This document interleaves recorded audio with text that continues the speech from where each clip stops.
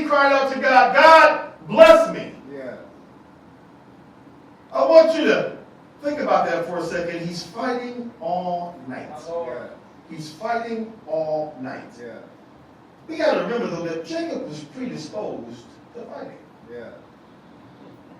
He was not a stranger to fighting. You see, we can take some things that have happened in our lives, and we can turn it to where it's good. Yeah. Right?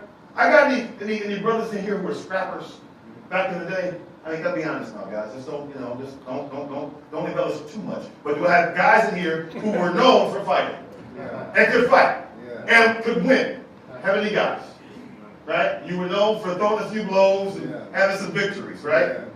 No, you partner Reverend Bishop, that is not true. That's what I'm saying. We cannot embellish. Okay? Not today. Okay? That was good. But you know, might we remember though that God can take something that was for the worst or the bad and make it good. Yeah. Right? There was a guy who was predisposed to fighting. And the text tells us he was wrestling with this man all night. Yeah. And he wouldn't let him go. Yeah. I'm not going to let you go until you bless me. I'm not going to let you go until you bless me. Yeah. So the question becomes, my brothers, how much are you willing to fight? Yeah. How much are you willing to fight to get your breakthrough? Yeah. How much are you willing to fight to get a truer sense of who you are? How long are you willing to fight? And where is your willingness at to ask the Lord to bless you? Amen. You notice that this thing had to occur before he made his request. Yeah. So there was the struggle. Yeah. Now again, I want to suggest that Jacob quite often set himself up for all these things. Yeah. Right? If you're not a liar, if you're not a manipulator, Yeah. if you're not a con man, Yeah. right? Yeah. Chances are perhaps your life's gonna be a little bit better. Yeah. But because he did what he did, Yeah. how many of you know guys who, again, if you do things dirty, Yeah. it's going to catch up with you. Yeah. There are going to be folks who are after you, Yeah. right? Yeah. I know my share of young cats. Yeah. Reverend Bishop, I'm sure knows his share of young cats. Yeah. Who, they're not in the game. They're in the game of robbing cats who are in the game. Yeah.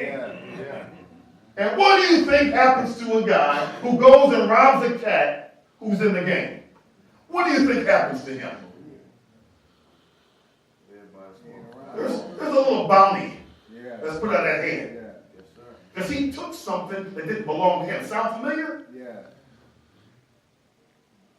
But Jacob is convinced that he's engaged in a battle that is meaningful.